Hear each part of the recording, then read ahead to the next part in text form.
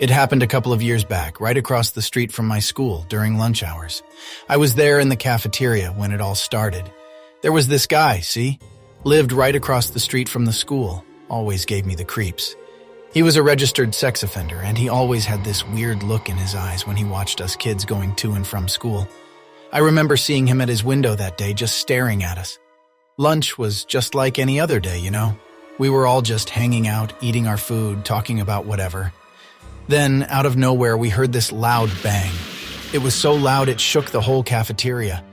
Everyone went quiet, and we all looked towards the sound. It was coming from the guy's house across the street. He was at his window, shooting out of it and screaming like a madman. I remember the fear that gripped me, seeing him there, his face twisted in rage. Before we knew what was happening, the security guard and some teachers came rushing in. They were telling us to stay calm, to head to the auditorium. We didn't know why, but we did as we were told. The whole school was in a panic, but we all made it to the auditorium. From the auditorium, we could still hear the gunshots and the screaming. It felt like it went on forever. We were all huddled together, scared out of our minds. We didn't know what was happening or why. All we knew was that we were in danger. The police arrived pretty quickly. They surrounded the guy's house, but he had barricaded himself inside. He was still shooting, still screaming. I remember watching from the auditorium window as the police tried to negotiate with him. It felt like hours passed. The gunshots eventually stopped, but the fear didn't. We were all just waiting, praying for it to be over. And then, finally, it was. The police managed to break into the house and apprehend the guy. They took him away in handcuffs, his face still twisted in rage.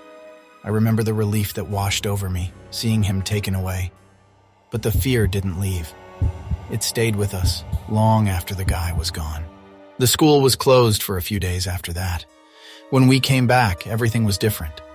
We were all a little quieter, a little more cautious. The guy's house was empty, a constant reminder of what had happened.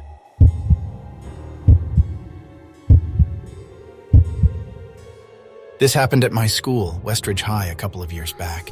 It was a day like any other until it wasn't. I remember it was a Tuesday. I was in the middle of my third period algebra. I hate algebra. The teacher was droning on about some equation or something, and I was just staring out the window wishing I was anywhere else. That's when I saw him. This dude, right? He was just standing there, on the school grounds. He looked off. Like he was wearing this raggedy old coat, even though it was pretty warm out.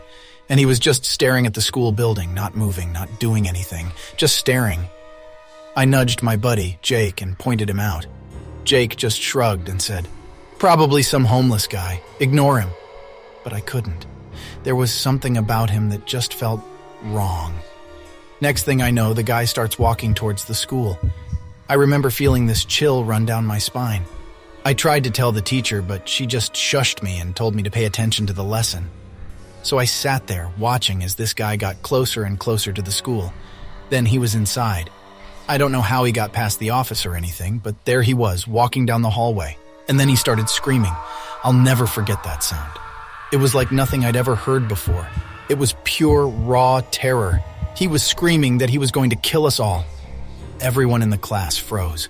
The teacher ran to the door and locked it, but we could still hear him. He was banging on lockers, on doors, still screaming. I remember looking around the room. Everyone was terrified. Some were crying. Others were praying. I just sat there, frozen in my seat. The police arrived pretty quickly, but the guy was gone by then. They searched the entire school, but they didn't find him. They didn't find any trace of him. It was like he just vanished. The school was closed for a couple of days after that. When we came back, everything felt different. There was this sense of fear that hung over everything. We were all waiting for the guy to come back, but he never did. They never found him. The police, I mean. They never found any trace of him. No one knows who he was or why he did what he did.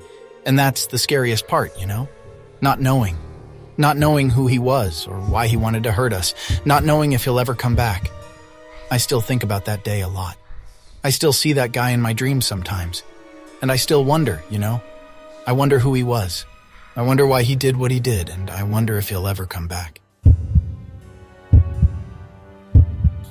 On my first day as a computer instructor at my old high school, I was excited, you know, back at my old stomping grounds, but this time as a teacher. I walked into the office that morning expecting to see my two coworkers, but the office was empty. I figured they were just running late or something, so I sat down at my desk and started setting up my computer. Then, out of nowhere, I heard it. Gunfire. It was so loud, so close. I froze for a second, not believing what I was hearing. Then the emergency alarm started blaring and I snapped out of it. I dove under my desk, my heart pounding in my chest. I pulled out my phone and started texting my coworkers. No response. I tried calling them, but it went straight to voicemail. I was scared, man. I didn't know what was happening or what to do. Then I heard it. Footsteps running towards my office. The door burst open and in walked a man. He was wearing a black hoodie and he had a gun in his hand. I held my breath, praying he wouldn't see me. But he did. He saw me peeking out from under the desk and he started shooting. I don't know how, but I managed to scramble out from under the desk and bolt out of the office. I could hear the bullets whizzing past me, but I didn't stop. I didn't look back. I made it outside just as the SWAT team was arriving. They were all geared up, gas masks and all. They rushed into the building and I collapsed on the ground, gasping for breath. A few minutes later, they came out with the gunman. He was in handcuffs, his face twisted in rage. I watched as they loaded him into a police car and drove away. Later, I found out the whole story. The gunman was after a teacher at the school, a guy named Henry. Apparently, Henry had been having an affair with the gunman's wife, and the gunman had come to the school to confront him. Henry was shot and killed in the confrontation. When I was 17 and a junior at my large high school, I experienced something quite frightening. The school day was split into 9 periods, with my 6th period being lunch and the next being my physiology class. This class was situated in one of 2 classrooms built into the school's basement. Originally, these were spaces for the janitorial team, but due to the school's growing size and the need for additional classrooms, they were transformed into places for learning. The area was referred to as the vault by students due to its unique position and the lack of an intercom system. It was always somewhat eerie down there, but we preferred it because the classes seemed easier, and it had air conditioning as well as its own restrooms. One day we had a test in our class, and as usual, I was one of the first to finish. Feeling bored, I texted my friend, Marcus, who was in the other basement classroom, to join me in the restroom. A few moments later, Marcus appeared, and we spent some time joking around. Suddenly, he checked his phone and informed me that someone had texted him that the school was going on lockdown. Seeing this as an opportunity to explore the school freely, we decided to venture upstairs and have a look around. As we opened the basement door leading to the main floor, we were taken aback. The hallways were dark except for a sliver of light seeping in from the lobby doors. This was unusual, as the hallway lights typically stayed on during lockdowns. Regardless, we proceeded into the hallway, cautiously making our way through the darkness. Marcus then pointed down the hall at a figure coming towards us. As it moved closer, we realized this wasn't any staff member, but a disheveled-looking man. Fearing for our safety, we hurried back to the basement. Unfortunately, both classrooms had closed their doors with lights off. Rather than drawing attention, we decided to hide in the restroom. We switched off the lights and huddled in the corner stall, trying to control our breathing.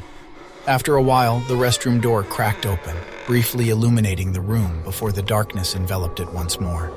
We could hear footsteps moving closer, accompanied by heavy breathing. Suddenly, Marcus whispered that we should crawl through the stalls to escape. However, in the absolute silence, his whisper seemed loud. The heavy breathing outside our stall stopped, and we heard the person try to push the stall door. Realizing we had to act quickly, I motioned to Marcus, and we began to crawl under the stall walls one by one. As we reached the last stall, the person began banging on our initial hiding place. We jumped up, ran to the door, and in the brief light from the hallway, we saw the man from upstairs in the corner of the bathroom. We bolted to Marcus's classroom, where the teacher quickly let us in. Marcus explained the situation to the class, adding that he saw a gun sticking out of the man's pocket. This surprised me because I hadn't noticed a gun. The students, usually jovial, looked scared. Suddenly, there was a loud bang at the door, causing everyone to jump. Through the window, we could see the man trying the doorknob. After a few failed attempts, he walked off in the direction of the stairs. The lockdown continued for what felt like an eternity before someone from upstairs finally called the teacher. We were then instructed to leave the building in a single file line. Outside, we were greeted by police officers. Marcus and I provided them with the best description we could muster. The school increased its security measures after that day, installing cameras everywhere. We never found out if the man was caught, but I can't help but feel that if he'd found us in that stall, we would not have come out alive.